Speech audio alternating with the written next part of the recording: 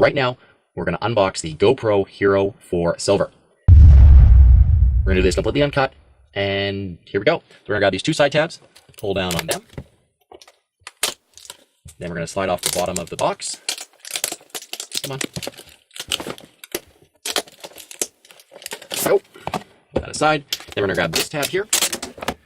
Pull this open. Put that aside.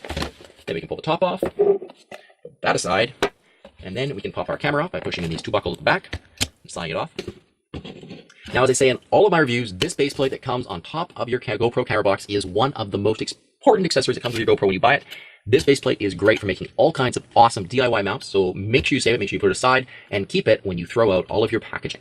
Then, just open this up, and you get the first look at what your GoPro comes with. So in this package here, the first piece of paper says, "Getting started with your GoPro." It all begins with the camera. We pull that out. Then we get a quick start guide. So apparently this is slightly slower than the getting started with your GoPro. We can pull that out. Then we get some stickers. No, 3 stickers. Then we get important safety information. So this appears to be a collection of important safety information about your GoPro.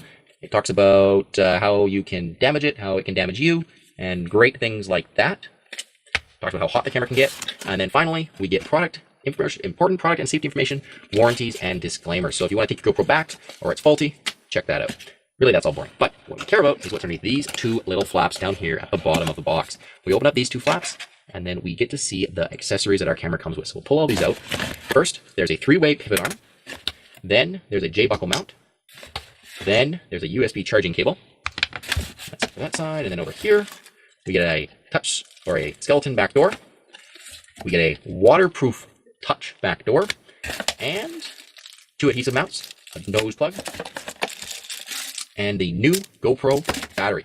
You can put all of this aside, and then I am going to cut once and organize all of this stuff.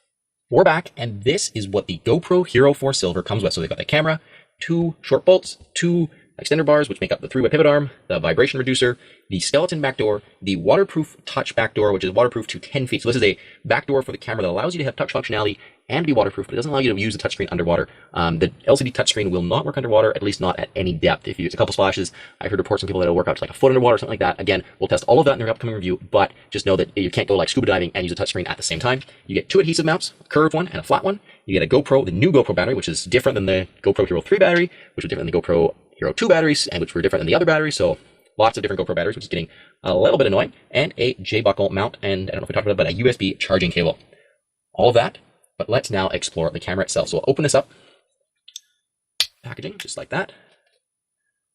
Pull the waterproof case open, drop out the GoPro, and there it is. And there, most importantly, is that glorious touch back on the camera.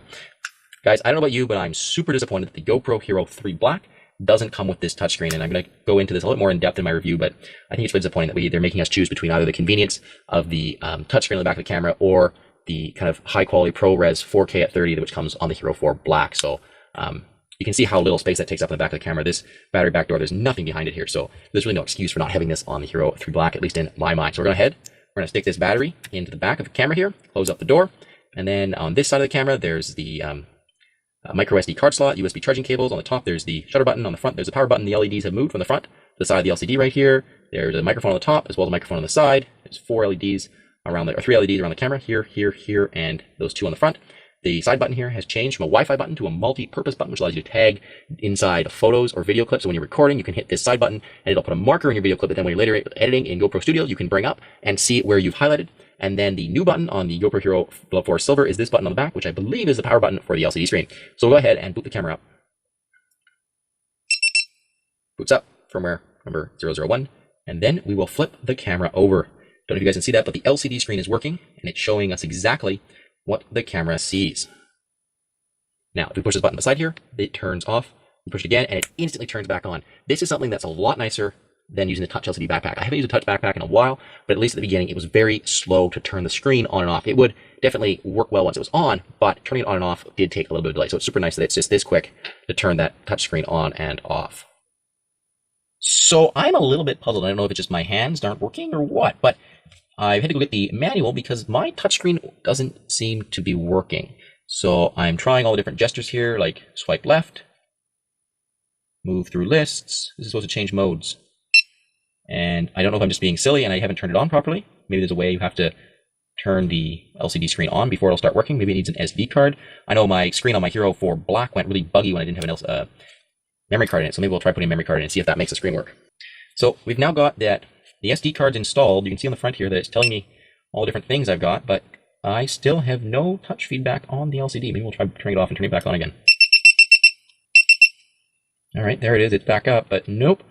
It's still not responding to anything I do to the back of the touchscreen. So that's interesting, and it's definitely not a great start. Between the touch screen not working and the front LCD screen on my Hero 4 Black kind of bugging out a little bit there when I tried to use the function button. Overall, first impressions of the camera are showing it to be a little bit buggy, at least at this point. So, I mean, they are still on their first firmware upgrade, and I haven't upgraded them yet, so I will give them the benefit of the doubt, and we'll upgrade all these cameras, and really, I will not draw any conclusions, good or bad, about these cameras until we do that full review, which should be out in the next couple days, so make sure you guys come back for that. So I was reading the packaging on the side of the camera box here, as well as playing with the camera, and it turns out that the GoPro Hero 4 Silver will shoot 4K. 4K at 15 or 12.5 frames per second, and more importantly, and something you should actually care about, 2.7K at 30 frames per second.